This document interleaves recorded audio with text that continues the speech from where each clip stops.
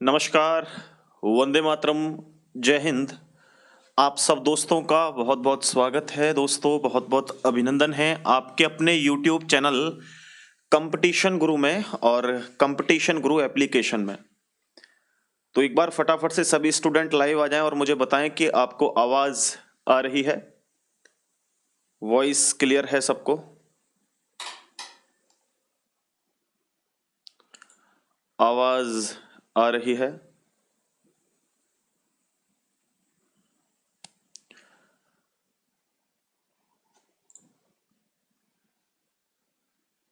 तो प्यारे दोस्तों, आप सब दोस्तों का कंपटीशन गुरु YouTube चैनल पर हार्दिक अभिनंदन है, बहुत बहुत स्वागत है। और जैसा कि आप थंबनेल में देख चुके हैं कि आज की जो हमारी क्लास है, इस क्लास में दोस्तों हम हिंदी का एक टॉपिक लेकर के आए हैं। हिंदी का यानी आप जानते हैं कि कोई भी स्टेट लेवल का कोई एग्जाम हो यूपी में, है ना, या फिर आपका कोई भी एग्जाम है जिसमें हिंदी का पोर्शन आता है, उसमें हमें जरूरी होता है शुरुआत करना वर्णमाला से। तो प्यारे दोस्तों, वर्णमाला को एक बार हम स्टार्ट करते हैं। उससे पहले एक बार मैं आप लोगों के जो है कमेंट्स अपनी स्क्रीन पर लगा लेता हूं, फिर हम स्टार्ट करेंगे एक बार कमेंट्स के माध्यम से। ठीक है, एक बार शेयर कर दें आप सब स्टूडेंट क्लास को जल्दी से ना। शिवम वेलकम आपका, काजल, रवि यादव, शिवम राजपूत, रोहिणी शर्मा, हेलो एवरीवन, बहुत बहुत स्वागत है। आवाज आवाज सब क्लियर है सबको? एक बार जल्दी से मुझे कमेंट करके बता दीजिएगा एक बार सभी।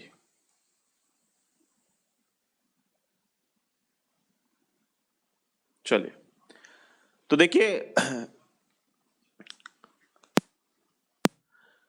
देखिए अभी आपको मैं पहले तो टाइम टेबल बता देता हूं, ठीक है, और क्लास बता देता हूं कैसे स्टार्ट होंगी। देखिए सबसे पहले दोस्तों, आपके कंपटीशन गुरु एप्लीकेशन पे, ये यूट्यूब की क्लास नहीं है, कुछ डेमो के तौर पे हम 2 4 6 क्लास आपको फ्री प्रोवाइड करवा देंगे, लेकिन उसके बाद जो आपकी क्लासेस होंगी वो एप्लीकेशन पे होंगी। तो जैसे ही आप कंपटीशन गुरु ऐप डाउनलोड करेंगे तो उसमें आप इसको बाय कर सकते हैं, या तो आप यूपी पुलिस कांस्टेबल का बैच ले सकते हैं जिसमें हिंदी और रीजनिंग और मैथ करवाया जाएगा, बाकी सबकी पीडीएफ आपके लिए डलवा दी जाएंगे। दूसरी बात, अगर आप दोस्तों केवल हिंदी स्पेशल का बैच लेना चाहते हैं तो हिंदी स्पेशल का भी अवेलेबल है। अगर आप रीजनिंग स्पेशल का बैच लेना चाहते हैं तो वो भी अवेलेबल है। ये क्लासेस किस तरीके से होंगी मैं आपको बता दूं, तो कंपटीशन गुरु ऐप को जैसे आप डाउनलोड करेंगे, COMPETITION, कंपटीशन गुरु, इस ऐप को जैसे आप डाउनलोड करेंगे तो वहां पे एक ऑप्शन है पेड कोर्स, पेड कोर्स का, तो उस पर क्लिक करेंगे। क्लिक करने के बाद आप उसको बाय कर सकते हैं। बाय के बाद आपकी लाइव वगैरह सब क्लास हो जाएंगे। टाइमिंग क्या रहेगी इसकी क्लासेस की? तो टाइमिंग रहेगी 5:30 बजे, 5:30 शाम को ये क्लास का, लाइव क्लास का समय रहेगा। अगर आप लाइव क्लास को नहीं देख पाते हैं किसी कारण से, तो आप बाद में रिकॉर्डेड बेस में भी क्लासेस को देख सकते हैं, ठीक है। उसके बाद दोस्तों शुरुआत के 3 दिन यानी कि मंडे, ट्यूसडे, वेडनेसडे और थर्सडे, ये आपकी शुरू के 4 दिन जो क्लासेस होंगी वो रीजनिंग की क्लास हुआ करेगी। क्या होगी भाई? रीजनिंग की क्लास होगी, रीजनिंग, ठीक है। उसके बाद आपके फ्राइडे, सैटरडे और संडे, फ्राइडे, सैटरडे और संडे, ये आपकी 3 दिन क्लास होगी हिंदी की। तो देखिए, जिन्होंने रीजनिंग का बैच ले रखा है वो ये मत सोचिएगा कि सर बाकी के दिन क्लास क्यों नहीं हो रही। बहुत जल्दी हम पूरे के पूरे सिलेबस को कंप्लीट करवा देंगे, आप घबराएं नहीं। 5:30 बजे शुरू के 4 दिन रीजनिंग, लास्ट के 3 दिन संडे को भी क्लास चलेगी और 5:30 बजे आपकी क्लास होगी हिंदी की। ये सब आपके सामने अवेलेबल है। अच्छा, कुछ हम स्टूडेंट को जो लगातार क्लासेस देखते हैं फ्री में भी, एप्लीकेशन पे भी जो है क्लासेस लेते हैं, उनके लिए हम कुछ ऑफर्स लेकर के आते हैं। किसी भी बैच में, कोई भी बैच चल रहा है जिसकी फीस आप देख सकते हैं एप्लीकेशन पे, उसमें भी अगर आपको 10% का डिस्काउंट लेना है, 10% डिस्काउंट, 10% डिस्काउंट, तो आप लोग एक रेफरल कोड यूज कर सकते हैं मेरे माध्यम से। रेफरल कोड है सीजी स्पेशल, सीजी स्पेशल, ये कोड है। इस कोड का आप यूज करेंगे तो रेफरल कोड, इस कोड के माध्यम से ये आप ये कह सकते हैं कि ये कूपन कोड है। 10% का डिस्काउंट तुरंत आपको इस कोड को यूज करने से मिल जाएगा, ठीक है, तो चलिए हिंदी और रीजनिंग स्पेशल कितने में है? स्पेशल हिंदी और रीजनिंग नहीं है, लेकिन हिंदी का स्पेशल 300 रुपये का बैच है, मैथ्स का स्पेशल 500 रुपये का है। दोनों में आप 10-10% का डिस्काउंट लेंगे तो आप देख सकते हैं कितने का बैच पड़ेगा। ठीक है, चलिए तो शुरुआत करते हैं। आज का पहला जो टॉपिक है हमारा वो है वर्णमाला। आप मेरे नंबर पे कॉल या मैसेज करके जानकारी ले सकते हैं। नंबर आपको स्क्रीन पे फ्लैश हो रहा होगा। एक बार मैं नंबर आप लोगों को जो है यहाँ स्क्रीन पे भी लिख देता हूँ, यहाँ नंबर साइड में लिख देता हूँ इधर की तरफ, 9716818470। इस नंबर पे व्हाट्सएप या कॉल करके आप जानकारी ले सकते हैं। अगर कॉल लग जाए तो ठीक है, अगर कॉल नहीं लगती है तो व्हाट्सएप कर देना।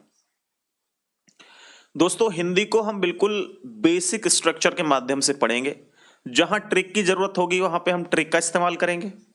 जहां पर हमें दोस्तों जरूरत होगी कॉन्सेप्चुअल चीजों को लॉन्ग टाइम तक याद रखने के लिए, तो वहां पे हम कॉन्सेप्चुअल चीजों को समझेंगे। ठीक है, आप बिल्कुल भी टेंशन ना करें कि आपके एग्जाम में ऐसा हो कि भाई यहां से पढ़ाया और आपके एग्जाम में नहीं आया। कोई बात नहीं, किसी भी टीचर से मेरे को मतलब नहीं है कि कौन कैसा पढ़ा रहा है, कौन कैसा नहीं पढ़ा रहा है। सब अपनी जगह अच्छे पढ़ाते हैं, सब बुकें ठीक होती हैं, थोड़ी बहुत एरर सबके अंदर होता है। ऐसा नहीं कोई 100% प्योर आपको दे दे डेटा। तो ना तो मैं किसी की बुराई कर रहा कि आप यहां पढ़ो वहां पढ़ो। जिस टीचर का पढ़ाया हुआ आपकी समझ में आए वहां से कोर्स को लीजिए। जो टीचर आपको अच्छा लगता है उस टीचर का कोर्स लीजिए। अगर वो थोड़ा सा देर में भी कंप्लीट करवाएगा, वो धीरे धीरे भी कंप्लीट करवाएगा, तो आप उसकी चीजों को बस समझ रहे होंगे, इतना फायदा होता है। टीचर कितना भी इंटेलिजेंट हो, आपको अच्छा नहीं लग रहा तो बेकार है उसका पढ़ाया हुआ, कोई फायदे का नहीं है। तो चलिए यहाँ पे देखो सुरजीत चित्रवाल है, वेलकम आपका। अंजलि शर्मा, जय हिंद। खान भाई आपका भी स्वागत है। देखिए तो हमारा टॉपिक है आज वर्णमाला। ऊपर तक दिख रहा है? चलिए वर्णमाला, वर्णमाला। अच्छा वर्णमाला क्या है, आप जानते हैं वर्णमाला क्या होता है? तो एक प्रश्न सबसे पहले वर्णमाला से यही बनता है कि वर्णमाला है क्या, वर्णमाला है क्या? तो मेरे प्यारे दोस्त वर्णमाला जो होता है वो वर्णों का एक व्यवस्थित रूप होता है। क्या होता है? वर्णों का एक व्यवस्थित रूप होता है। दूसरी बात, जिसके टुकड़े या खंड ना किए जा सके उसको वर्ण कहते हैं।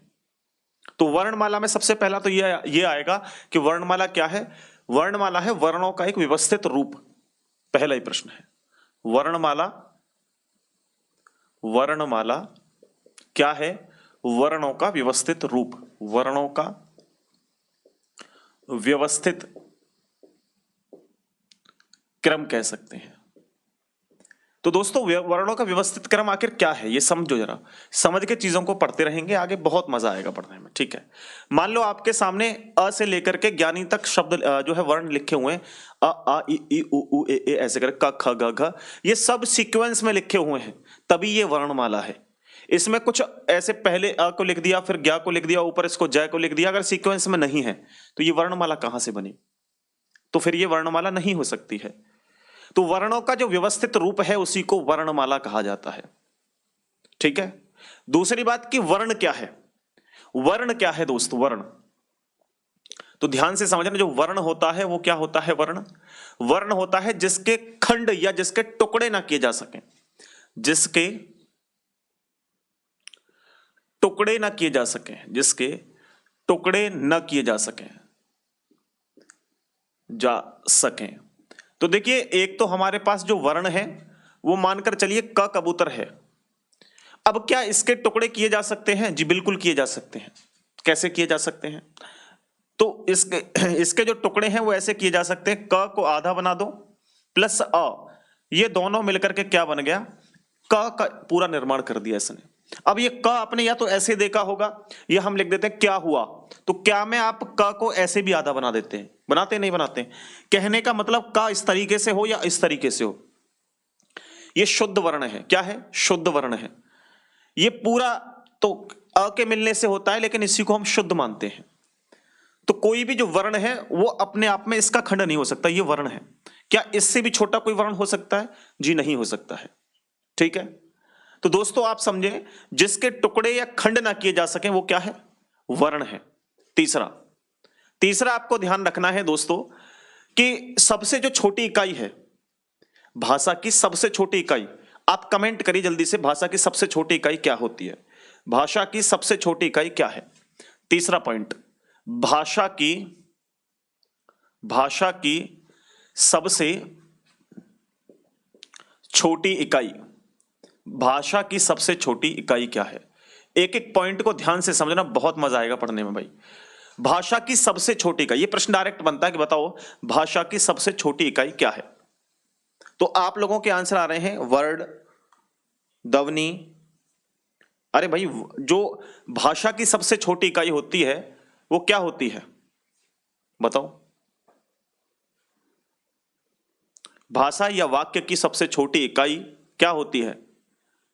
वाक्य हो या भाषा हो, बात तो एक ही है। एक वाक्य लिखा हुआ हो, मैं घर जाता हूं, इसकी सबसे छोटी जो यूनिट है, सबसे छोटी जो इकाई है वो क्या है? किसी को नहीं पता भाई, किसी को भी नहीं पता। तो इसका आंसर है ध्वनि। क्या है? ध्वनि। कैसे है ध्वनि गुरु, ये तो बताओ जरा। अच्छा एक बात बताओ, आपके यहाँ पे कोई छोटा सा बच्चा होगा, कोई बेबी होगा, या तक्ष है, यस है, ऐसे छोटे छोटे बच्चे हैं। ये बच्चे शुरुआत में जब रोना शुरू करते हैं, छोटे छोटे होते हैं बहुत, बोलना नहीं जानते, तो क्या करते हैं? जैसे पा बोलते हैं, पा आ इस तरीके से, मामा, है ना, बुआ, चाचा, इस तरीके से बोलते हैं। तो वो रेगुलर तरीके से एक वर्ण का इस्तेमाल नहीं कर पाते। तो सबसे छोटा, सबसे पहले जो है हम बोलेंगे, जब हमारी जीभ जो है हिलेगी, तो सबसे पहले क्या निकलेगा? ध्वनि। सबसे छोटी इकाई होगी ध्वनि। क्या होगी? सबसे छोटी इकाई होगी ध्वनि। और ध्वनि के बाद क्या हो जाएगा? ध्वनि के बाद क्या हो जाएगा? ध्वनि के बाद ही तो वर्ण बनेगा। बनेगा या नहीं बनेगा? और एक वर्ण के बाद में क्या बनेगा? एक अक्षर बनेगा, क्योंकि अक्षर में और वर्ण में अंतर है। वर्ण क्या है? वर्ण तो आपका ये हो गया। अक्षर क्या है? कंप्लीटली एक क बन गया, तो ये अक्षर हो गया। ठीक है, बात समझ में आ रही है यहां तक? तो सबसे छोटी इकाई इसलिए हमने ध्वनि रखी कि ध्वनि से छोटा तो कुछ हो ही नहीं सकता। हॉर्न बजता है पी, तो इसका कोई रूप तो होता नहीं है पी, तो हम क्या करते हैं? प से मिलके बना होगा, बाकी सारी चीजें आगे होंगी। तो सबसे पहला प्रश्न यही बनता है कि बताइए भाषा या वाक्य की सबसे छोटी इकाई क्या होती है? ध्वनि। अब दूसरा प्रश्न, आप पहले इसको कंप्लीट करिए, पहले इसको कंप्लीट करिए। यानी सबसे छोटी इकाई क्या होगी? ध्वनि। ध्वनि। ध्वनि के बाद क्या होगा? ध्वनि के बाद क्या आएगा? फटाफट समझिए, मैंने अभी बताया आपको। ध्वनि के बाद क्या आएगा? वर्ण बनेगा। क्या बनेगा? वर्ण। और वर्ण के बाद क्या मैंने बताया आपको? अक्षर बनेगा। क्या बनेगा? अक्षर। ये तो इकाई हमारी सीक्वेंस में हो गई। लेकिन क्या सबसे बड़ा आपसे सबसे बड़ी यूनिट पूछ ले, यानी आप मुझे बताएं कि भाषा की सबसे बड़ी इकाई क्या होती है? भाषा की सबसे बड़ी इकाई क्या है? मतलब किसी ने कोई भाषा बोली, उसकी सबसे बड़ी इकाई क्या होगी? वाक्य। क्या होगी? वाक्य। तो भाषा की सबसे बड़ी इकाई क्या है? वाक्य। भाषा की सबसे बड़ी इकाई क्या है? वाक्य। क्लियर है? तो यहां नेक्स्ट पॉइंट में लिखें, भाषा की सबसे बड़ी इकाई, सबसे बड़ी इकाई क्या है? भाषा की सबसे बड़ी इकाई क्या है? बताइए, मैंने अभी अभी बताया वाक्य। क्या है? वाक्य। वाक्य यहां से सबसे बड़ी इकाई है। अब एक सीक्वेंस तैयार करते हैं, एक सीक्वेंस तैयार करते हैं कि सीक्वेंस के माध्यम से चलें तो सबसे छोटी इकाई उससे बड़ी, उससे बड़ी, उससे बड़ी, उससे बड़ी, उससे बड़ी क्या हो सकती है? सोचिए, कोई भाषा है, सबसे पहले क्या आएगा? भाषा में सबसे पहले ध्वनि आएगी। आएगी नहीं आएगी? ध्वनि के बाद मैंने बताया क्या आएगा? अक्षर। अक्षर के बाद क्या आएगा? सॉरी, ध्वनि। ध्वनि के बाद वर्ण। वर्ण के बाद क्या आएगा? अक्षर। ये तीन तो सीक्वेंस लिख दिए मैंने। सबसे पहले आई ध्वनि, ध्वनि के बाद आया वर्ण, वर्ण के बाद आया अक्षर, फिर आएगा शब्दांश या उपसर्ग। शुरुआत में उपसर्ग, उपसर्ग आएगा, उपसर्ग के बाद शब्द आया, शब्द के बाद पद आया, फिर पदबंध आएगा, फिर उपवाक्य भी बोल देते हैं पदबंध को, या वाक्यांश बोल देते हैं, या शीर्षक बोल देते हैं। टाइटल नहीं बोलते, टाइटल। टाइटल आएगा, फिर आएगा वाक्य। ठीक है, फिर आएगा अनुच्छेद, फिर आएगा अध्याय, फिर आएगा रचना। रचना से बड़ा क्या होगा? अगर रचनाएं बहुत बड़ी हो जाएंगी तो एक पुस्तक का निर्माण होगा, पुस्तक बन जाएगी तो पुस्तक के बाद काव्य का निर्माण होगा, और काव्य के बाद निर्माण जो होगा वो ग्रंथ का निर्माण होगा। क्लियर है? तो इस तरीके से सीक्वेंस आपको असेंडिंग या डिसेंडिंग ऑर्डर में पूछा जा सकता है। तो समझिए, इस सीक्वेंस को समझने की कोशिश करिएगा। देखिए मैं यहां पे लिखवाता हूं, आप एक एक करके जरा ध्यान से समझिएगा। सबसे पहले ध्वनि, तो ये इंपॉर्टेंट है, ध्यान रख लेना। सबसे पहले ध्वनि, ध्वनि के बाद क्या आएगा? वर्ण। क्या आएगा भाई? वर्ण। वर्ण के बाद क्या आएगा? अक्षर। अक्षर के बाद क्या आएगा जरा बताओ? अक्षर। देखो, ध्वनि, वर्ण, अक्षर एकदम साथ के साथ याद रहने चाहिए। फिर उपसर्ग या शब्दांश, बात एक ही है। शब्दांश, शब्दांश, या इसी को बोलते हैं हम उपसर्ग। उपसर्ग, उपसर्ग आएगा। अच्छा, उपसर्ग के बाद क्या आएगा? उपसर्ग के बाद आएगा शब्द, कोई भी शब्द बनेगा, या फिर उसके बाद पद आएगा। पहले आएगा शब्द, शब्द के बाद क्या आएगा? पद, पद के बाद क्या आएगा? पदबंध, पदबंध आएगा, पदबंध। और इसी पदबंध को दूसरे नाम किस नाम से जानते हैं? उपवाक्य। किस नाम से? उपवाक्य या वाक्यांश या शीर्षक, वाक्यांश। उधर दिख रहा है? नहीं दिख रहा, चलो इधर लेते हैं, कोई बात नहीं, नहीं दिख रहा तो उपबंध। उपबंध के बाद क्या आएगा भाई? उपबंध के बाद आएगा जो है एक सेकंड, शब्द, शब्द के बाद पद, फिर पदबंध, और इसी को उपवाक्य भी कह सकते हैं। उपवाक्य मैंने बताया, इसी को उपवाक्य कह सकते हैं। ये नेक्स्ट नहीं है, उसी से रिलेटेड है, ठीक है। या उपवाक्य की जगह इसको क्या कह सकते हैं? दूसरा वाक्यांश, वाक्यांश कह सकते हैं। और वाक्यांश को ही क्या कह सकते हैं? टाइटल या शीर्षक, शीर्षक, ठीक है। अच्छा, शीर्षक के बाद क्या आएगा? टाइटल, टाइटल के बाद क्या होगा? वाक्य, क्या होगा? वाक्य। और वाक्य के बाद क्या बनेगा? आर्टिकल, अनुच्छेद बनेगा। क्या बनेगा? अनुच्छेद। और अनुच्छेद के बाद क्या बन जाएगा भाई? आपने देखे पहले अनुच्छेद होते हैं, अनुच्छेद के बाद क्या आएगा? अध्याय। लिखा हुआ है कि अनुच्छेद सबसे छोटी का अनुच्छेद हो गई, और अनुच्छेद बहुत से निर्माण करेंगे तो क्या हो जाएगा? एक अध्याय, एक लेसन, एक पार्ट बन जाएगा। क्या बनेगा? अध्याय। और ये अध्याय पूरा कंप्लीट करके क्या हो जाएगी? रचना। क्या हो जाएगी? रचना। और रचनाएं बहुत सी निर्माण करेंगी एक पुस्तक का। क्या करेंगी? एक पुस्तक का निर्माण करेंगी। और पुस्तक भी बड़ी हो जाए तो फिर क्या बन जाएगा? वो काव्य। और काव्य भी और बड़ा हो जाए तो क्या हो जाएगा? ग्रंथ। ये पूरा सीक्वेंस है, ये पूरा सीक्वेंस है। क्लियर है? यहां तक समझ में आ रहा है? यहां तक सबको आ रहा है समझ में? बोलिए जल्दी से, फटाफट से। यानी सबसे छोटी इकाई ध्वनि, वर्ण, अक्षर, शब्दांश, उपसर्ग। शब्दांश और उपसर्ग एक ही बात है, ठीक है। मैं इन पे रेड कर देता हूं जो एक ही बात है। उसके बाद शब्द, पद, फिर पदबंध। पदबंध और उपवाक्य या वाक्यांश या शीर्षक, ये बात एक ही है तीनों, ठीक है। उसके बाद वाक्य, फिर अनुच्छेद, फिर अध्याय, ठीक है, अध्याय, लेसन, पाठ इसको बोलते हैं अध्याय को। अध्याय के बाद रचना, ठीक है, रचना, रचना के बाद पुस्तक, पुस्तक के बाद काव्य, फिर ग्रंथ। इतनी बात क्लियर हुई या नहीं हुई? मुझे जल्दी से बताओ फटाफट से। बहुत बढ़िया। ये आपको रटना नहीं है, चीजों को समझना है। समझना है, साइंटिफिक चीजें हैं। आपसे नॉर्मली कोई एक रूप में पूछ ले, भाई एक बात बताओ कि जो भाषा है उसकी सबसे छोटी इकाई क्या है, तो आप तुरंत खटाक से आंसर देंगे जी ध्वनि है, ध्वनि। सबसे बड़ी इकाई कौन सी है जी? तो आपने यहां देख लिया वाक्य। लेकिन यहां पे सबसे बड़ा जब बन जाएगा तो उसको ग्रंथ कहेंगे। जब बहुत से उसमें वाक्यांश वगैरह, पद, उपबंध, वाक्यांश, शीर्षक, वाक्य, ये सब अनुच्छेद, अनुच्छेद, अध्याय, अध्याय, पाठ, पाठ सब हो जाएंगे तो फिर क्या बन जाएगा? वो ग्रंथ बन जाएगा, ठीक है। अच्छा, वर्णमाला वर्णों का एक व्यवस्थित क्रम है, ये मैंने आपको बताया है। वर्णमाला वर्णों का एक व्यवस्थित क्रम है, ये मैंने आपको बताया है। आप मुझे बताइए, मैं ऑप्शन देता हूं आपको, ठीक है। वर्णमाला की संख्या कितनी है? ऑप्शन ए मैं आपको देता हूं 44, ऑप्शन बी मैं आपको देता हूं 52 या 48 लिखो पहले, 48, ऑप्शन सी मैं आपको देता हूं 52, ऑप्शन डी मैं आपको देता हूं 54। आप मुझे बताइएगा कि वर्णमाला में वर्णों की संख्या कितनी होती है? जल्दी बताओ, कौन है महारथी जो इसका आंसर देंगे?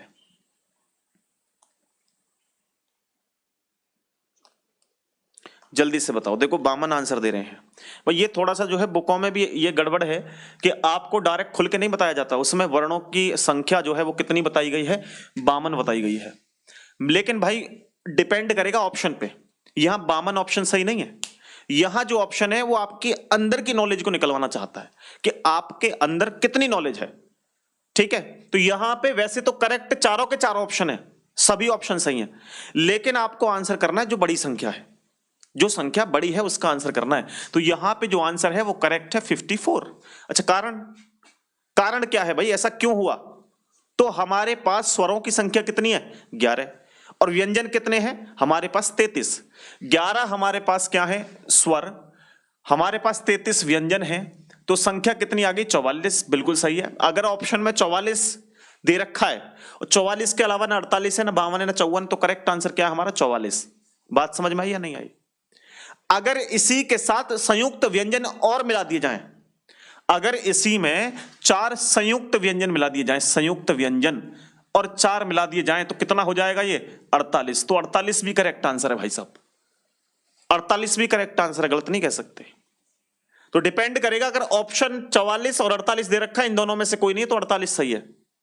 क्लियर है। उसके बाद अगर अयोगवाह और मिला दिए जाएं, अयोगवाह, अगर आपके पास अयोगवाह और मिला दिए जाएं, अयोगवाह, तो अयोगवाह की संख्या कितनी होती है 4। 48 और 4 कितने हो गए भाई 52। तो आंसर 52 करेक्ट है, तो आंसर 52 करेक्ट है। ठीक है जी, बात क्लियर है या नहीं है। अगर इसमें 2 मात्राएं और मिला दी जाएं, इसमें 2 मात्राएं और मिला दी जाएं, कौन सी मात्राएं मिलाओगे बताओ फटाफट से। इसमें एक तो र वाली मात्रा होती है, ये वाली, ये मात्रा चढ़ी हुई होती है, जानते। एक आप देखिए र की मात्रा इस तरीके से नीचे निकली हुई होती है, इस तरीके से प्र लिखेंगे, प्र क्र, तो ये र की मात्रा होती है। इन 2 को और जोड़ दोगे तो कितने हो जाएंगे 54। तो आंसर हमेशा क्या करना है आपको, बड़ा वाला करना है। बोलो क्लियर है बात, कुछ नया समझ में आया नहीं आया, कुछ नया समझ में आया या नहीं आया। अगर प्रश्न में मोस्टली, वैसे तो एग्जाम में आपको 54 ऑप्शन में ही नहीं होगा, 54 की जगह कुछ और 53, 52, 51 ऐसे कुछ दे सकता है, तो आंसर आपका 52 ही ठीक है। लेकिन अगर 54 साथ दे रखा है तो 54 करेक्ट है, 54 नहीं है तो 52 करेक्ट है, और ये दोनों ही नहीं तो 48, ये तीनों ही नहीं है तो 44। यहां तक बात क्लियर है या नहीं है, फटाफट से बताओ, यस और नो, यस और नो। जय हिंद भाई, जय हिंद, वंदे मातरम, सबको वंदे मातरम। बहुत बहुत वेलकम है आप सब दोस्तों का, बहुत बहुत हार्दिक अभिनंदन है।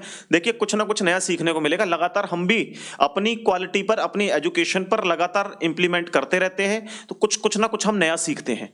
आयोग क्या करता है आज के समय में, वो पुराने क्वेश्चंस को नहीं पूछता जो छोटी छोटी बुक वगैरह में दे रखे हैं। अब क्या है, गहराई से क्वेश्चन पूछे जाते हैं। ठीक है जी, चलो अब बात करते हैं 2-4 पॉइंट्स की। अयोगवाह क्या होते हैं, अयोगवाह जानते हैं आप, सारी चीजें जानेंगे भाई, चिंता मत करो। जब हमारी लास्ट क्लास होगी ना वर्णमाला की, तब आप डाउट बताना क्या डाउट है आपका। ठीक है जी, अब बात समझिए, मैं इसको मिटा रहा हूं यहां से, आप इसको नोट कर लीजिए अगर करना चाहें तो, आप इसको नोट कर लें अगर करना चाहें तो कोई भी भाई। अब मैं इसको मिटा करके आपको बताता हूं अयोगवाह क्या है। ठीक है, शेयर कर दो सभी भाई मिलके। देखिए अगर आपसे पूछा जाए, मुझे एक बात बताएं भाई, क्या बताएं, कि मैं आपसे पूछना चाहता हूं कि बताइए विसर्ग क्या होते हैं। सबसे अयोगवाह की बात करें, सबसे पहले आप बात करें कि विसर्ग क्या है। विसर्ग, विसर्ग एक संधि भी है, वो बात तो ठीक है, लेकिन विसर्ग होता क्या है। आपने 2 इस तरीके के पॉइंट देखे होंगे, इनको विसर्ग कहा जाता है। जैसे प्रातः, आपके सामने लिखा है प्रातः, तो इसमें यूज होता है विसर्ग। जैसे लिखा हुआ है दुख, दुख, तो इसमें भी यूज होगा विसर्ग, लिखा होता है, देखा होगा आपने, खूब देखा होगा अच्छे तरीके से। फिर देखा होगा आपने दूसरा अनुस्वार, क्या देखा है, अनुस्वार, क्या देखा है आपने, अनुस्वार। अनुस्वार क्या होता है भाई साहब, अनुस्वार अंग की बिंदी ऊपर, विसर्ग और अनुस्वार ये 2 होते हैं, आपने देखा होगा, अंग और बड़ी अंग जिसमें यूज करते हैं, अंग और बड़ी अंग। बड़ी अंग में पीछे ये लगा देते हैं, ठीक है, विसर्ग। और छोटी अंग में क्या करते हैं, जैसे लिख दिया हमने संसार, तो संसार में यहां पे अंग की बिंदी, ये है संसार। जैसे दूसरा हमने कोई जैसे लिख दिया, मान लो स्वयं, क्या लिख दिया, स्वयं, तो स्वयं में आप यहां पर अंग की बिंदी लगा देंगे, तो ये क्या है, ये है अनुस्वार। क्लियर है बात, समझ में आ रही है नहीं आ रही है। उसके बाद मान के चलिए तीसरा हमारा है हलंत, आपने नाम सुना होगा हलंत। अच्छा थोड़ी बहुत मिस्टेक हो जाए ना लिखने में भाई, तो साथ के साथ जो ना भूलते रहना चीजों को, पीछे मत पड़ जाना कि ये क्या लिख दिया, क्योंकि एक्चुअली में मैं हिंदी का इस्तेमाल बहुत कम करता हूं, हमेशा इंग्लिश में जो है फटाफट लिख देता हूं। तो इंग्लिश भी मेरी उल्टी सीधी है, ठीक कुछ भी नहीं है, ना तो हिंदी ठीक है लिखने का, ना इंग्लिश ही ठीक है। लेकिन आप चिंता ना करें, कोई मिस्टेक होगी नहीं, एरर तो बड़ी बड़ी बुक में भी होता है। ठीक है, तो हलंत क्या होता है, जैसे क कबूतर लिख दिया, क कबूतर, इसके नीचे आप देखेंगे तो इस तरीके से हलंत लगा होता है। हलंत का मतलब होता है कि कोई भी चीज जो है आधी लिखी हुई है।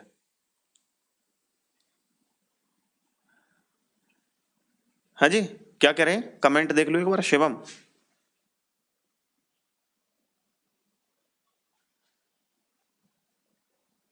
ठीक है, तो भाई यहां पे हलंत जो है, हलंत मतलब छोटा अक्षर, जैसे मैंने लिख दिया क्या, तो क्या मैंने लिखा क्या, तो या तो आप लिख सकते हैं ऐसे क्या को, यहां हलंत लगा के, ये क्या बिल्कुल सही लिखा है, कोई गलत नहीं कह सकता इसको, ठीक है, ये बिल्कुल सही लिखा हुआ है, ठीक है जी।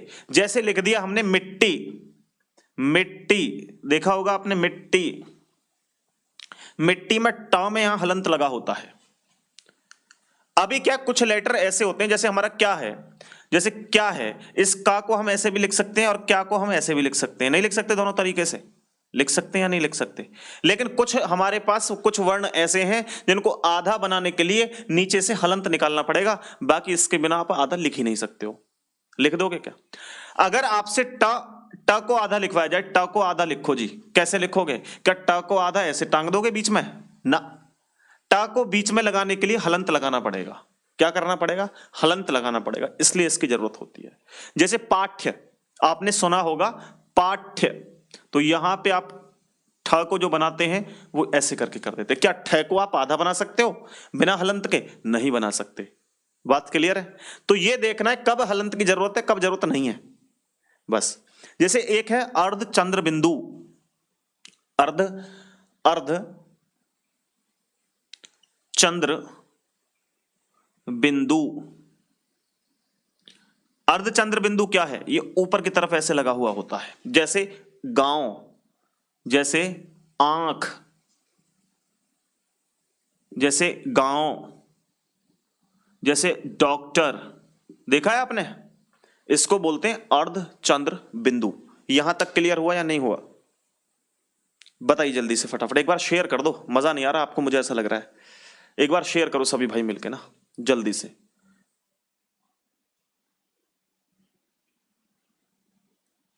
आप मुझे कमेंट सेक्शन में बताइएगा वर्ण के भेद कितने होते हैं, वर्णों के भेद, वर्णों के भेद, वर्णों के,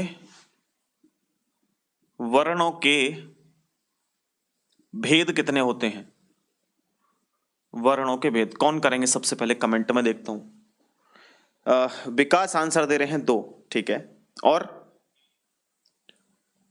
5 भेद होते हैं। अरे गजब। देखिए वर्णों के जो भेद होते हैं, वर्णों के भेद 2 होते हैं और 2 के साथ साथ 3 भी भेद होते हैं। अगर ऑप्शन में 3 नहीं है तो 2 आंसर करेक्ट है, लेकिन ऑप्शन में 3 दे रखा है और 2 भी दे रखा है तो 3 करेक्ट आंसर है। कैसे? वर्ण जो होते हैं उनमें एक तो वर्ण होते हैं स्वर, जानते हैं आप स्वर, एक वर्ण तो होते हैं स्वर, क्या होते हैं भैया? स्वर।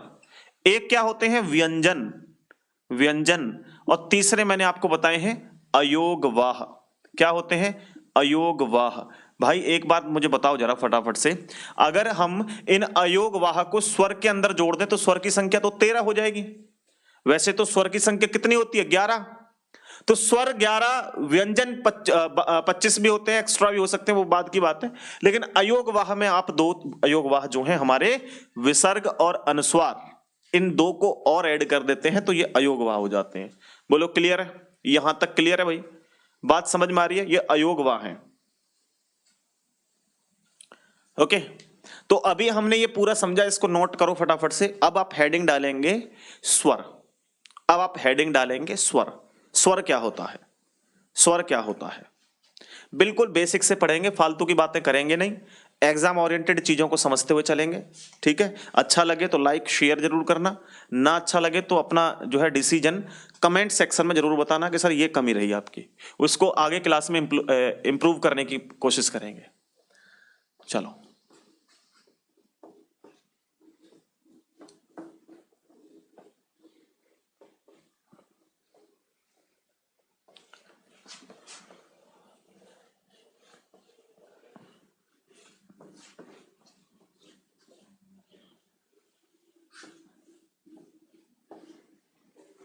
देखिए,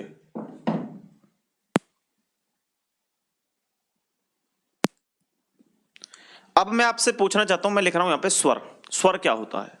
सबसे पहले हम लिखेंगे यहां स्वर। स्वर क्या होते हैं? स्वर, स्वर जानते हैं आप? स्वर व्यंजन, स्वर होते हैं अ से लेकर के आगे पूरे जो अ इ ई उ ऊ ऐसे करके जो होते हैं वो स्वर होते हैं, जानते हैं स्वर? स्वर क्या है? अगर दोस्तों उच्चारण जो है वो किसी बिना दूसरे वर्ण की सहायता से हो, स्वतंत्र हो, उनको क्या कहेंगे? स्वर। दूसरे किसी भी वर्ण की आवश्यकता नहीं होगी स्वर के लिए। अ, आ, इ, उ, ऊ, इनमें दूसरे किसी स्वर की आवश्यकता ही नहीं है। क्लियर है? तो उच्चारण बिना किसी दूसरे वर्ण के होगा। उच्चारण बिना किसी दूसरे वर्ण के होगा।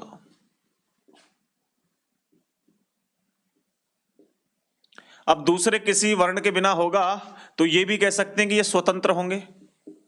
स्वतंत्र होंगे भाई, दूसरे की जरूरत ही नहीं है, स्वतंत्र है खुद ही। बात क्लियर है या नहीं है? बताओ।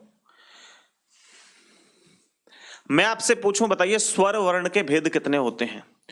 दूसरा पॉइंट, स्वर वर्ण के भेद। आप कमेंट सेक्शन में कमेंट करें जल्दी से। स्वर वर्ण के भेद कितने होते हैं? 2, 3, 4 कितने होते हैं? 2, 3, 4, 5 कितने होते हैं स्वर वर्ण के भेद? बोलो। 4 होते हैं। महफूज, ओके वेरी गुड भाई, बहुत बढ़िया, जोरदार। Rohit Yadav, 4, very good. 4 होते हैं। कितने होते हैं? 4।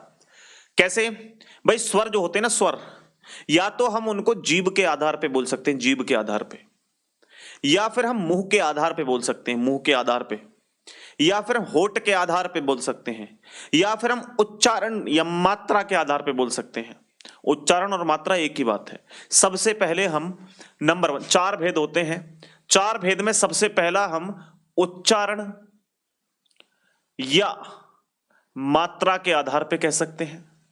दूसरा जीवा के आधार पे कह सकते हैं। जीवा, जीभ, ठीक है। तीसरा मुंह के आधार पे। देखो, पहले उच्चारण या मात्रा के आधार पर, फिर जीवा के आधार पर, फिर मुंह के आधार पर, फिर होठ के आधार पर। होठ होते हैं ना ये, लिप्स, इनके आधार पे, ठीक है। स्वर वर्ण की संख्या कितनी होती है? स्वर वर्ण की संख्या कितनी होती है? स्वर वर्ण की संख्या कितनी होती है भाई? तो स्वर्ण वर्ण की जो संख्या है वो कितनी होती है? 11। कौन कौन से हैं? अ, आ, इ, उ, ऊ, ऋषि, ए, ओ, बस। और दोनों अयोगवा है, ठीक है, अनुस्वार भी बोल देते हैं उनको। देखिए, अ, आ, इ, उ, आगे दिख रहा है? चलो यहीं तक लिखेंगे। अ, आ, इ, उ, और उसके बाद आएगा ऋषि सुना है आपने? ऋषि, एक यहां पे मात्रा होती है ऋषि में, ऋषि। फिर उसके बाद ए, फिर ए, ठीक है। उसके बाद ओ, फिर ओ। ये हो गए। कितने हो गए देखना, काउंट करो। 1, 2, 3, 4, 5, 6, 7, 8, 9, 10, 11। तो कितने होंगे? 11। संस्कृत में कितने होते हैं? संस्कृत में भाई, ये तो आपके हो गए हिंदी में। स्वर वर्ण की संख्या हिंदी में कितनी है? 11। हम पूछें आपसे संस्कृत में कितनी है? संस्कृत में कितनी है? तो आपका आंसर क्या आएगा भाई? जल्दी से कमेंट में आंसर दो। अगर आपके सामने स्वर वर्ण की संख्या पूछे तो 11 है हिंदी में। संस्कृत में पूछ ले तो कितने हैं? संस्कृत में पूछे तो कितने हैं भाई? कोई बताएंगे? देखो यहां पे जो है आकांक्षा का 13 आंसर आया है। महफूज अंसारी कह रहे हैं 21 का क्या मतलब है यार, कैसी बात कर रहे हो? अंजलि शर्मा कह रही है 13, वेरी गुड। तो संख्या होती है 13। कितनी होती है? 13। अब ये 13 संख्या है तो एक्स्ट्रा जो 2 आए हैं वो कौन कौन से आए हैं? एक्स्ट्रा जो 2 आए हैं वो कौन कौन से आए हैं? तो एक तो होता है ये वाला इस तरीके से, ठीक है। अच्छा ये कहो गुरु जी ये लिख दिया, लेकिन चलो हम ये नहीं लिख रहे, हम इसमें बड़ा ऋषि बनाते हैं। तो इसमें क्या है, ये 2 बने हुए होते हैं इस तरीके से। एक तो संस्कृत में इसका इस्तेमाल किया जाता है, एक संस्कृत में इस्तेमाल किया जाता है इसका, ये री, एस करके नीचे ना, री, इसको बोलते हैं री, ऐसे नीचे की तरफ बना हुआ होता है।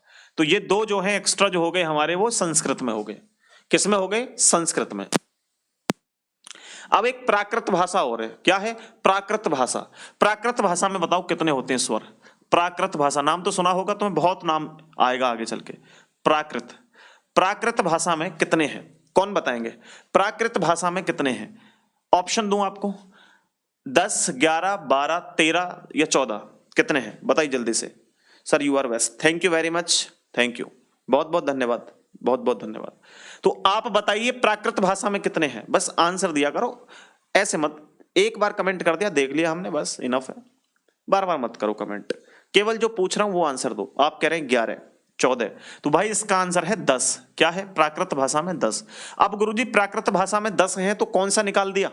तो इन 11 में से जो ऋषि है वो प्राकृत भाषा में नहीं है। क्या है? वो प्राकृत भाषा में नहीं है। तो हम यहां लिख देते हैं कि जो भाई ऋषि भाई हैं हमारे, ऋषि हैं, वो ऋषि यहां पे नहीं है, ऋषि यहां पे यूज नहीं किया गया है। क्लियर है सबको?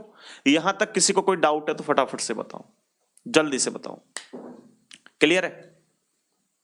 क्लियर है तो आगे बढ़ें फिर, बोलो।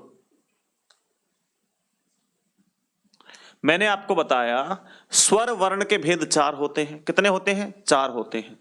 सबसे पहला उच्चारण या मात्रा के आधार पर, फिर जीवा के आधार पर, फिर मुंह के आधार पर, फिर होंठ के आधार पर।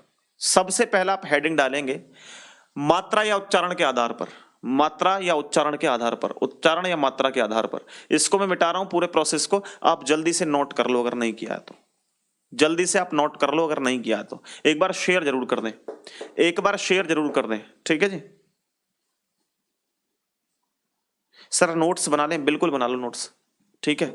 और मैं इस क्लास को पेड रखूंगा, ये ध्यान रख लो। 300 रुपए इसकी फीस है, हिंदी कंप्लीट करवाई जाएगी। 300 में भी 10% का डिस्काउंट दे रखा है, यानी 30 रुपए आपको डिस्काउंट मिल जाएंगे, तो लगभग 270 रुपए का ये बैच है।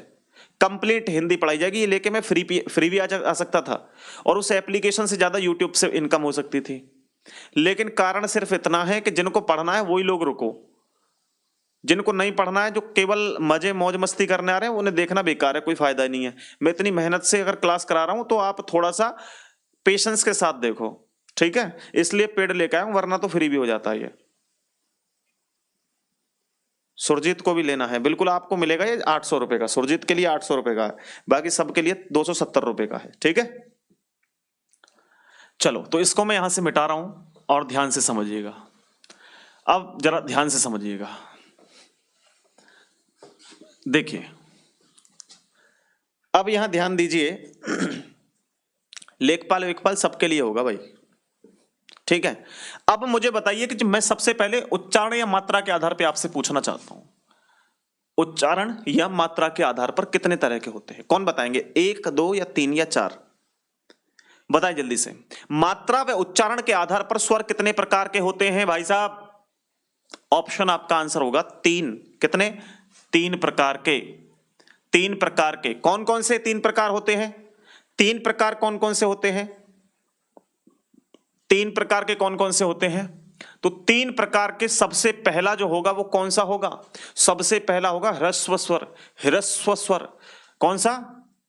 ह्रस्व स्वर। ह्रस्व स्वर। ह्रस्व में क्या होता है? एक मात्रा का समय लगता है, तो इसी ह्रस्व स्वर को हम एक मात्रिक भी कह सकते हैं। क्या कह सकते हैं?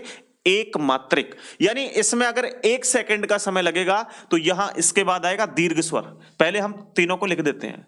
सबसे पहले आपका ह्रस्व स्वर, फिर दीर्घ स्वर। क्या है? फिर दीर्घ स्वर। दीर्घ स्वर के बाद तीसरा कौन सा स्वर है भाई साहब? प्लुत स्वर। क्या है? प्लुत स्वर। प्लुत स्वर। प्लुत स्वर में क्या होता है? 3 मात्रा का समय, 1 मात्रा का समय, 2 मात्रा का समय, 3 मात्रा का समय। 1 सेकंड का समय, 2 सेकंड का समय, 3 सेकंड का समय, 1 मिनट का समय, 2 मिनट का समय, 3 मिनट का समय। यानी कहने का मतलब जितना समय इसमें लगेगा इससे 2 गुना दीर्घ में लगेगा और इससे 3 गुना इसमें लगेगा, ठीक है। यानी इसको हम दूसरे नाम से जानते हैं एक मात्रिक, यानी एक मात्रा का समय लगता है। आपसे पूछा जाता है कि एक मात्रिक स्वर कौन से होते हैं, लिस्ट में नाम आ जाता है सीधा, एक मात्रिक स्वर कौन कौन से, नाम बताओ। करेंगे, अभी चिंता मत करो। दीर्घ में द्विमात्रिक। क्या है? द्विमात्रिक छंद, छंद नहीं है, द्विमात्रिक जो है स्वर। तीसरा त्रिमात्रिक। क्या है? त्रिमात्रिक, 3 मात्राओं का समय, त्रिमात्रिक, त्रिमात्रिक स्वर, ठीक है। ये दूसरा नाम इनका ये होता है त्रिमात्रिक स्वर। हाँ चलो ठीक है। अच्छा उसके बाद मुझे बताइएगा, इसी को हम क्या कह सकते हैं? मूल स्वर। मूल स्वर जानते हैं मूल स्वर क्या होते हैं? लिखेंगे अभी। या तो ह्रस्व स्वर कह दे, एक मात्रिक स्वर कह दे, मूल स्वर कह दे, बात एक ही है। इसी को लघु स्वर भी कह देता है। क्या? लघु स्वर। लघु स्वर, छोटे स्वर, लघु स्वर। इसके बाद यहां पे इसको कहा जाता है संयुक्त स्वर। ये एक दूसरे से मिलके बने होते हैं। क्या है? संयुक्त स्वर। संयुक्त, संयुक्त स्वर, ठीक है। और इनको कह सकते हैं हम विशाल स्वर। विशाल स्वर, या इन्हीं को हम एक और है पवित्र स्वर भी कह सकते हैं। क्या कह सकते हैं? पवित्र स्वर। पवित्र आपने देखा होगा ना, ओम जो लिखा होता है इस तरीके से, वो क्या है? वो त्रिमात्रिक है, वो प्लुत स्वर है। ओम राम लिखा होता है, राम ऐसे करके जो निशान लगा हुआ होता है, राम। ठीक है, ये क्या है सब? बात समझ में आ रही है? अच्छा, उसके बाद इसी को दोस्तों संधि स्वर भी कह सकते हैं, संयुक्त स्वर या संधि स्वर। संधि स्वर भी इसको कह सकते हैं। बताओ इतनी बात क्लियर है? बात एक ही है, आपसे कुछ भी कह दे वो, या तो आपसे कह दे ह्रस्व स्वर, एक मात्रिक, मूल स्वर, लघु स्वर, दीर्घ को द्विमात्रिक, संयुक्त स्वर, संधि स्वर, या फिर आपको प्लुत स्वर कह दे, या त्रिमात्रिक स्वर कह दे, विशाल स्वर कह दे, पवित्र स्वर कह दे, तो आपका आंसर ये होगा। क्लियर है भाई? अब ये होते कौन कौन से हैं? अब ये होते कौन से हैं? तो एक आप शॉर्ट में याद रखेंगे, अयूर।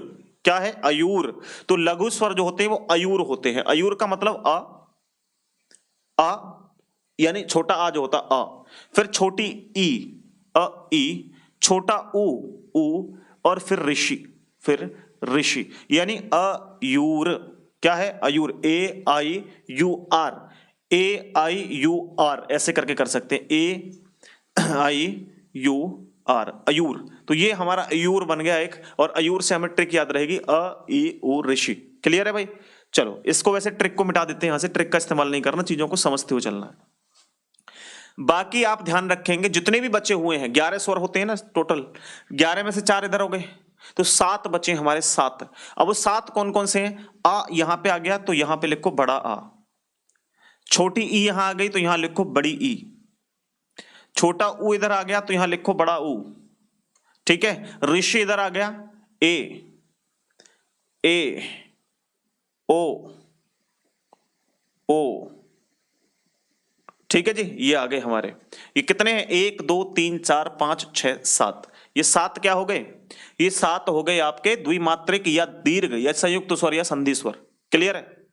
बोलो, बात समझ आ रही? पवित्र स्वर में ओम आ जाए, राम आ जाए, ये सारी चीजें आगे चल के आपको पता लग जाएगी। तो ह्रस्व स्वर की संख्या 4, यहां 4 संख्या है। ये आपसे पूछा जाएगा ह्रस्व स्वर कितने होते हैं? 4। और दीर्घ स्वर की संख्या कितनी होती है? 7।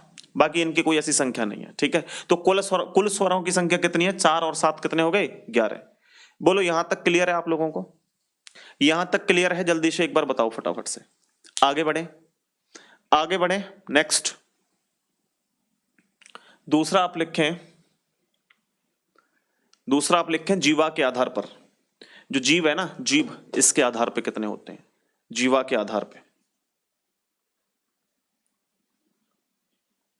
चलो इसको मिटाते हैं, आप नोट कर लो इसको फटाफट से ना, फिर इसको मिटा के आगे चलते हैं। जीवा के आधार पे कितने होते हैं? कमेंट करो जल्दी से कि जीवा के आधार पे कितने होते हैं। Yes sir, okay. आकांक्षा ने आंसर दिया जी 3 होते हैं। ओके, गगन वर्मा ने भी आंसर दिया, रोहित ने भी आंसर दे दिया है। Very good Rohit. चलिए तो देखिए जरा, इसको मिटा करके हम बढ़ते हैं आगे। तो यहां पर जो जीवा के आधार पे होते हैं, बिल्कुल करेक्ट आंसर है, 3 होते हैं। कितने होते हैं? 3 तरह के होते हैं। 3 तरह के कौन कौन से होते हैं भाई? 3 तरह के, अग्र पश्च मध्य, इस तरीके से। ठीक है, तो ये होते हैं 3। 3 कौन कौन से? मान लो एक यहां पे हम जीव बना दें। ठीक है, ये मान लो हमारी जीभ है, ये आगे का जो भाग है ये क्या है? अग्र स्वर है, अग्र है, तो यहां जो है अग्र स्वर आएंगे। क्या आएंगे? अग्र स्वर। ये जीभ का मध्य एरिया है, तो यहां पे क्या आएगा? मध्य स्वर। और ये जीभ का पीछे का हिस्सा है, तो ये है पश्च स्वर। ठीक है, पश्च स्वर। क्लियर है सबको, यहां तक समझ में आ रही है बात? पश्च गलत लिख दिया, चलो कोई बात नहीं, च बना देंगे। ठीक है, पश्च। अब ठीक है, बोलो क्लियर है यहां तक? अग्र स्वर, मध्य स्वर, पश्च स्वर। केवल आपको एक याद रखेंगे, मध्य स्वर। आप बोले अ, आप बोले अ, आप बोले अ, तो अ में जो है जीभ ना तो आगे से हिल रही है ना पीछे से हिल रही है, कहां से? मध्य से। तो केवल अ ऐसा है जिसमें आप देखेंगे जो मध्य से बोला जाता है। तो जब ओ आ होगा ना, अ छोटा अ, वो क्या होगा? मध्य से बोला जाएगा। तो आपसे पूछा जाएगा मध्य स्वर निम्न में से कौन सा है? तो जो अ है ना, अ से अनार, वो क्या है? मध्य स्वर है। ठीक है। अग्र स्वर जो ऊपर से बोले जाते हैं, अग्र स्वर कौन कौन से हैं? अग्र स्वर जो ऊपर, जो इस भाग से बोले जाते हैं, ई ई ए ए ऋषि, अ, ठीक है, ई ई ए ऋषि, ई ई ए ए, और फिर उसके बाद ऋषि, ये अग्र स्वर है। बाकी जो बचे हुए हैं वो सब क्या है? पश्च स्वर है। पश्च स्वर में कौन कौन से आएंगे? उ, कौन कौन से आएंगे? ऊ के, ऊ से पहले एक और बच गया, आ, बड़ा आ जो होता है, आ। बोलो आ बोलोगे तो अंदर से आएगा, पीछे का स्वर हिलेगा। फिर ऊ पीछे से, ओ ओ, ठीक है। उसके बाद आप देखेंगे तो ओ, अब बोलिए ओ, तो पीछे से आ रहा है ओ, फिर ओ, दोनों पीछे से बोले जाते हैं, छोटा ओ भी और बड़ा ओ भी। ठीक है, ये दोनों भी हमारे जो है यहीं से बोले जाते हैं। क्लियर है जी? बोलो यहां तक क्लियर हो रहा है? यहां तक क्लियर है? अग्रस्वर जो है आपके, ये अग्रस्वर हैं, मध्य स्वर हैं, पश्च स्वर हैं। कितने हो गए? देखो भाई, इनकी संख्या कितनी है? 2, 4 और 1 5, इनकी संख्या है 5। इनकी संख्या कितनी है? 1 मध्य स्वर की। इनकी संख्या कितनी है? 2, 4 और 1 5। तो आप देखें 5 और 5 10 और 1 11, तो कितने हो गए टोटल? 11। तो यहां भी स्वर की संख्या 11 हो गई। नोट कर लो जल्दी से भाई, फटाफट से नोट कर लो। ठीक है जी, जल्दी से नोट कर लो, फिर आगे बढ़े।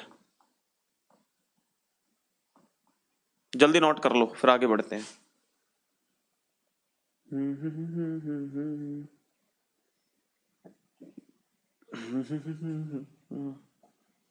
चलो आगे अब देखते हैं हम। हमारे पास आया मुंह। मुंह से पहले होठ वाले देख लो। होठ में 2 होते हैं ना केवल, होठ वाले पहले कर लो। होठ वाले,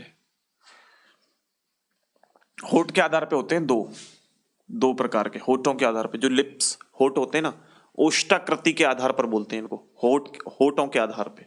ठीक है, चलो मिटा दूं इसको। अब नोट कर लिया होगा आप लोगों ने, नहीं तो नोट नहीं किया तो इसकी पीडीएफ भी दे दूंगा एप्लीकेशन पे फ्री में सब स्टूडेंट के लिए। चलो अभी देखिएगा, वैसे अपने आप नोट करना भाई जरूरी है, अपने आप नोट करना। ठीक है जी? कितने बजे तक होगी क्लास? क्लास होगी 6:30 तक, 5:30 से 6:30, फिर 7 बजे से दूसरी क्लास होगी।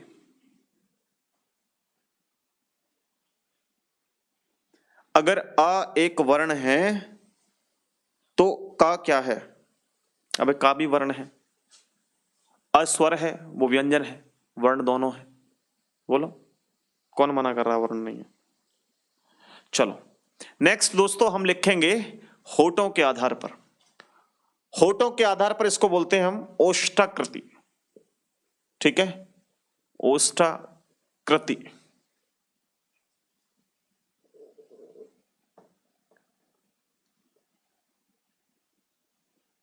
ओष्ठाकृति या इसी को बोल देते हैं होठों के आधार पे।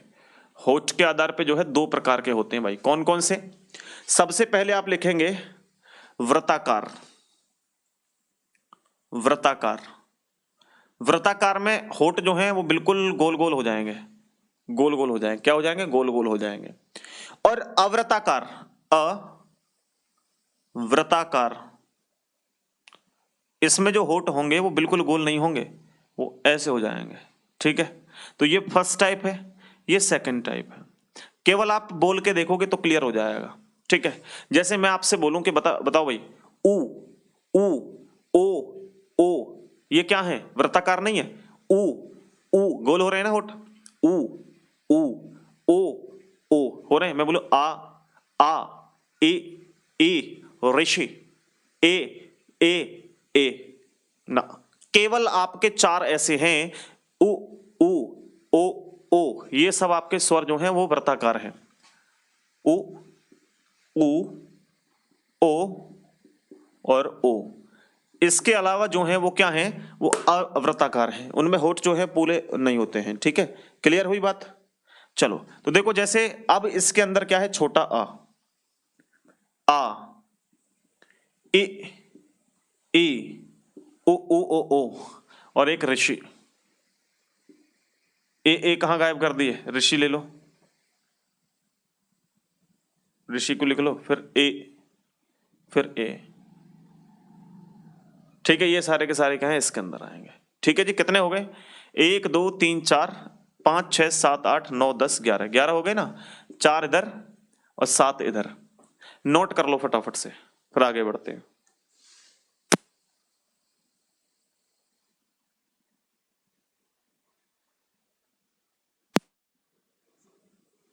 चलिए,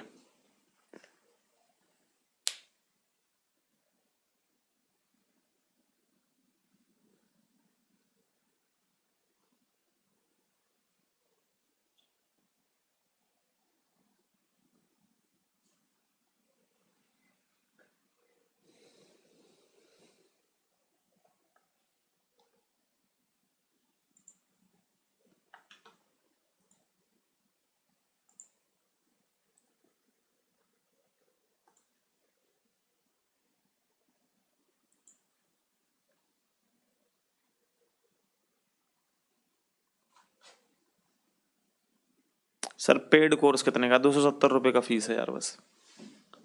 चलें आगे, चलो अब मैं इसको मिटा रहा हूं, और चौथा हमारा टाइप है मुंह।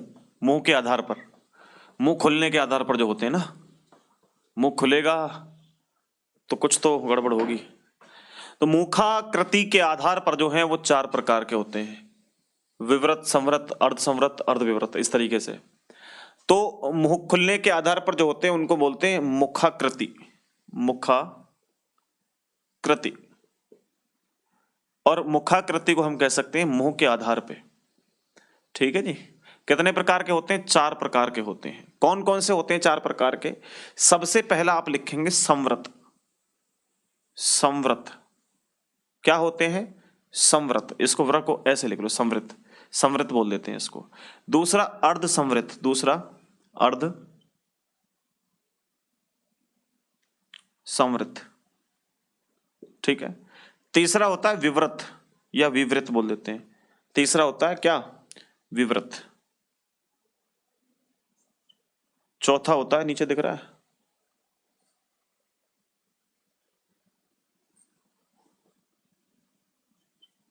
अर्ध विवृत। ये होते हैं, अब कौन कौन से होते हैं वो समझो। संवृत का मतलब क्या होता है, संवृत का मतलब क्या होता है, हाँ जी, संवृत का मतलब होता है जब मुंह जो है वो पूरी तरीके से ना खुला हो, बंद होने को हो, बंद होने को हो। ठीक है जी, मुंह बंद होने को हो। क्लियर है, जैसे संवृत में ई ऋषि उ ये सब आएंगे। ठीक है, संवृत में कौन कौन से आएंगे, ई, उसके बाद ऋषि, उसके बाद उ, और ये हो गए कितने भाई, 3 और 2 5, 5 तो ये हो गए। ठीक है, अब अर्ध संवृत के अंदर कौन कौन से आएंगे, तो छोटा अ, अर्ध संवृत का बंद होने वाला अ। ठीक है, फिर उसके बाद छोटी जो ए बनी हुई होती है आए, और फिर उसके बाद में छोटा ओ, क्या, छोटा ओ।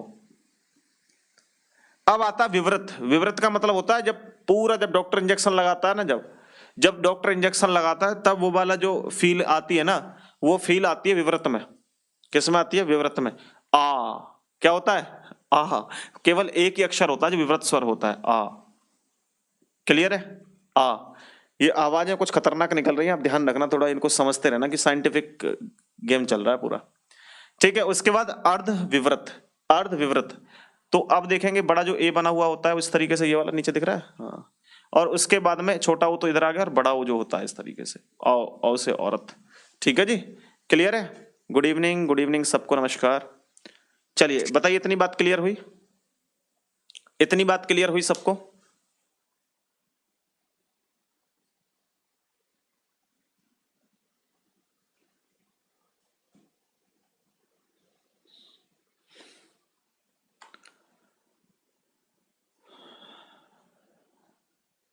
बताइए।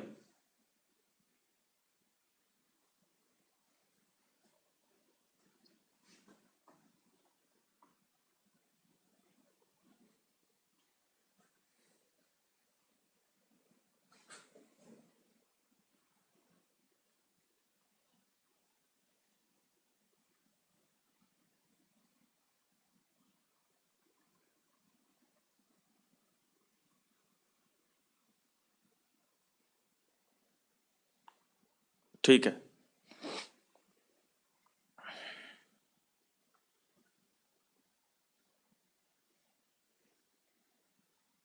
अब एक पॉइंट को समझ लो आप लोग। क्लास का टाइमिंग कितना है? अरे क्लास का टाइम आप नोट कर लिया सबने? क्लास का टाइमिंग 5:30 बजे।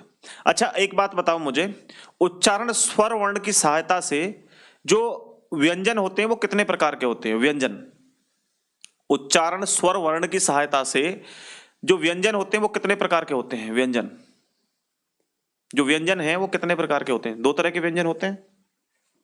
व्यंजन होते हैं 2 तरह के। जैसे व्यंजन है, आप समझने की कोशिश करिए। जैसे व्यंजन है, व्यंजन कितने प्रकार के हैं? ये केवल प्रकार समझना है, इनका कोई ज्यादा डिटेल नहीं है। व्यंजन 2 प्रकार के होते हैं। एक होते हैं स्वर रहित व्यंजन, एक होते हैं स्वर रहित व्यंजन, स्वर सहित व्यंजन। क्लियर है? केवल इनमें आप समझिए अंतर क्या है दोनों में। व्यंजन जो है एक तो स्वर रहित होंगे और व्यंजन स्वर सहित होंगे।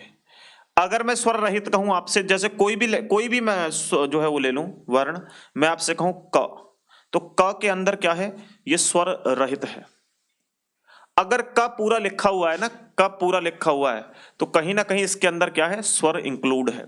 सभी व्यंजनों के अंदर स्वर छिपा हुआ होता है। क्लियर है? जैसे ये क प्लस अ, सबके साथ ये अ जुड़ा हुआ होता है। ठीक है, सबके साथ ये अ जुड़ा हुआ होता है। क्लियर है? बात समझ में आ रही है सबको?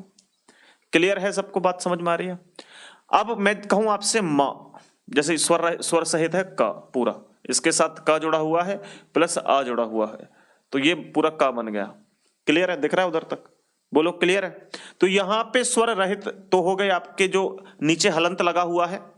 ठीक है, जैसे मैं आपको कुछ पॉइंट्स लिख के दिखाता हूं, कुछ पॉइंट्स लिख के दिखाता हूं, है ना, समझना उनको। जैसे मैं आपसे कह दूं भाई, मैं आपसे कह दूं कि क लिखा हुआ है क, ये क किससे मिलके बना हुआ है? सोचना दिमाग में बस। जैसे ही मैं लिख दूं यहां पे, तुरंत दिमाग आपका तुरंत लगना चाहिए। देखो इसमें स्वर है या नहीं है? इसमें व्यंजन तो हो गया, क पे हलंत इस तरीके से, और आ जोड़ेंगे तो ये बन गया क। बन गया नहीं बन गया?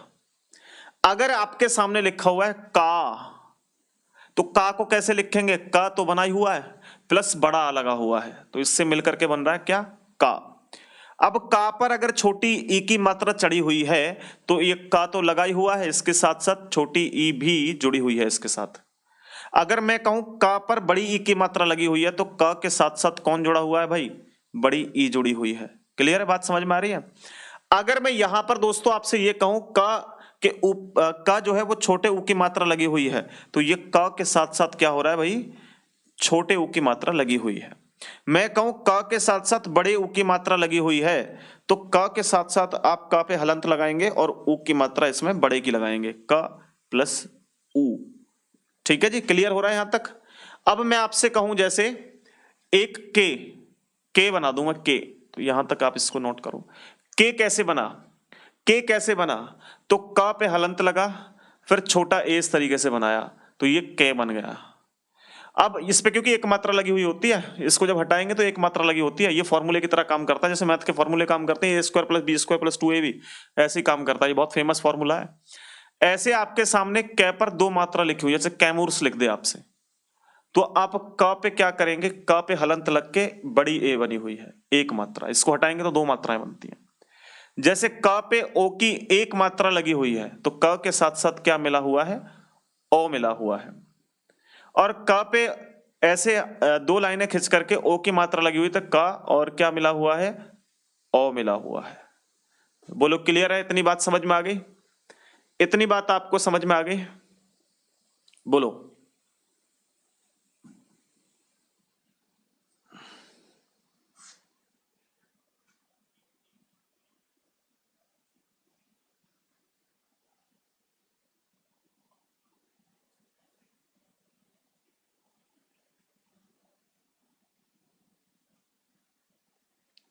चलें भाई आगे बढ़े।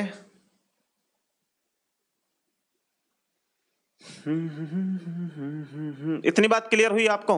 नोट कर लो इसको जल्दी से, इसको नोट कर लो जल्दी से, फिर मैं आगे चलता हूं।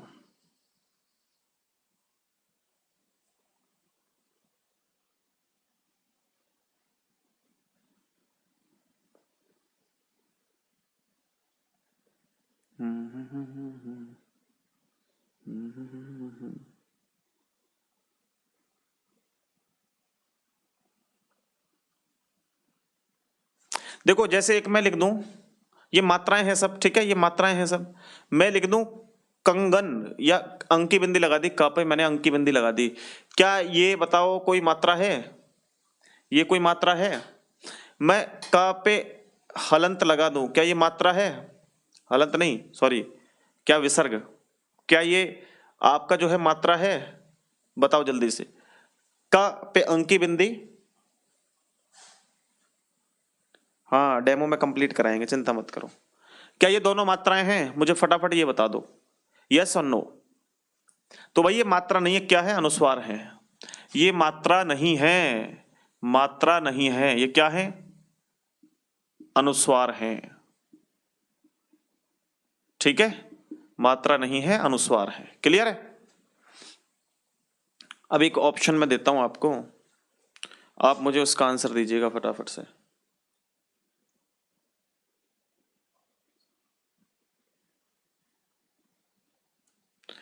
एक इसमें पीछे एक और मसला रह गया, मुझे लग रहा है कि मैंने नहीं पढ़ाया, जो आपको पीछे थोड़ा सा पढ़ाना चाहिए था। सजातीय विजातीय स्वर जो होते हैं ना, विषम जातीय, जातीय, ये जो सजातीय, ये सारे के सारे स्वर रह गए बस, ठीक है। फिर इसके बाद आगे चर्चा तो करेंगे बाद में। चलो देखो एक बार समझो जरा फटाफट से, मैं इसको मिटा रहा हूं यहां से, आप नोट कर लो फटाफट सबको, पूरे को कंप्लीट स्क्रीनशॉट ले लो, यूट्यूब वाले स्टूडेंट तो, और ऐप वालों को तो यहाँ पे नोट्स मिल ही जाएंगे पूरे प्रॉपर। देखिए, जय भोले। देखिए भाई इसको समझिए। आप मुझे एक बात बताइए, मैंने लिखे यहाँ पे ऊपर से, और मिटा देता हूं, अभी उसकी जरूरत नहीं है।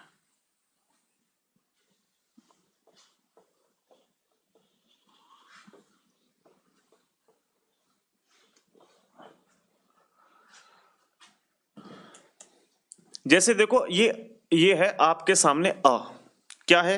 अ। इस पे कोई मात्रा नहीं है, ये अपने आप में स्वतंत्र है, ठीक है जी।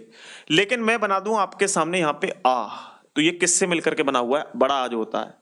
और जो बड़ी ई है वो किससे मिलकर के बनी है? बड़ी ई, ठीक है, जो बड़ी ई है वो किससे मिलकर बनी है? और उसके बाद में बड़ा ऊ जो है वो किससे मिलकर के बना है? ठीक है, ये भी बताना है आपको। और उसके बाद दोस्तों आपको ए जो होता है, ए छोटा ए बोल देते हैं उसको, ये किससे मिलकर के बना होता है? बड़ा ए है वो किससे मिलकर के बना हुआ होता है? ठीक है। इसके बाद में छोटा ओ है वो किससे मिलकर के बना हुआ होता है? उसके बाद में एक बड़ा ओ आता है, वो किससे मिलकर के बना होता है? इन पे और चर्चा कर लें, ये सजातीय विजातीय का खेल थोड़ा सा खत्म कर लें। हाँ करा देंगे, आर्मी लवर भाई करा देंगे डेमो के तौर पे, आप घबरा क्यों रहे हैं? तो आप देखिए यहाँ पे ये आ और अ, दो छोटे अ से मिलकर बना हुआ है, अ और आ से मिलकर के क्या बन जाएगा? बड़ा आ बन जाएगा। अगर छोटी ई दो बन जाएंगी, मिल जाएंगी, तो आपस में क्या हो जाएंगी? सॉरी, छोटी ई आपस में दो मिल जाएंगी तो ये बड़ी ई का निर्माण करेंगी। क्लियर है? दोनों छोटे ऊ यहां पे मिल जाएंगे, ऊ और ऊ, तो ये क्या करेंगे भाई? ये ऊ का यानी बड़े ऊ का निर्माण करेंगे। तो देखो यहां पे ये सजाती है, दोनों एक जैसे हैं या नहीं है? बिल्कुल है या नहीं है एक जैसे? एक जैसे ये सब। तो ये क्या होंगे? सजातीय होंगे आपके। क्या होंगे? सजातीय स्वर होंगे। क्या होंगे? सजातीय स्वर होंगे। सजातीय स्वर। सजातीय का मतलब होता है कि एक जैसी जाति वाले। एक जैसी जाति वाले है या एक जैसी जाति नहीं है? बिल्कुल है एक जैसी जाति। लेकिन आगे की तरफ आप चलेंगे जब इनको बनाएंगे तो ये जो है ना, पहले अ जो है वो छोटे आ से और छोटी ई से मिलकर के बना है। किससे मिलकर के बना है? छोटे आ से और छोटी ई से मिलकर के बना हुआ है। ठीक है। फिर उसके बाद आता है बड़ा ए। बड़ा ए किससे मिलकर के बना है? छोटे आ से और ए से मिलकर के बना हुआ है। ठीक है। छोटे आ से और ए से मिलकर के बना हुआ। औ जो होता है वो आ से और ऊ से मिलकर के बना हुआ होता है। आ से और ऊ से मिलकर के बना हुआ होता है। ये आ से और छोटे ओ से मिलकर के बना हुआ होता है। अब क्या ये देखिए, ये सजातीय है? बताओ जरा, ये सजातीय है या विजातीय है? बताओ। इनमें देखो आ था, ये ई था, विजातीय है। अ ए, अ उ, अ ओ। इसमें कोई भी एक जैसी जाति वाले नहीं है, तो ये क्या है? विजातीय है। क्या है? विजातीय है। या विजातीय को हम क्या कह सकते हैं? विजातीय को हम क्या कह सकते हैं दूसरी भाषा में? या तो ये विजातीय स्वर नाम से आ जाएंगे, या दूसरा नाम हम यूज कर सकते हैं विषम जातीय। विषम जातीय। अब इसको समजातीय कह सकते हैं, ऊपर वाले को समजातीय नहीं कह सकते, समजातीय। ठीक है। समजातीय स्वर, विषम जातीय स्वर, विजातीय स्वर, सजातीय स्वर। आपको ध्यान है? क्लियर है? बोलो, क्लियर है या नहीं है? अब एक आता है कि मूल स्वर। मैंने शुरुआत में बता दिया मूल स्वर कौन से होते हैं। मूल स्वर, तो मूल स्वर होते हैं अयूर, अ ई उ ऋषि, ये मूल स्वर हैं। तो अगर इन मूल स्वर को मिला दो, विजातीय स्वर को मिला दो, सजातीय स्वर को मिला दो, तो टोटल 11 हो जाएंगे। चेक कर लो आप लोग, हो जाएंगे नहीं हो जाएंगे 11?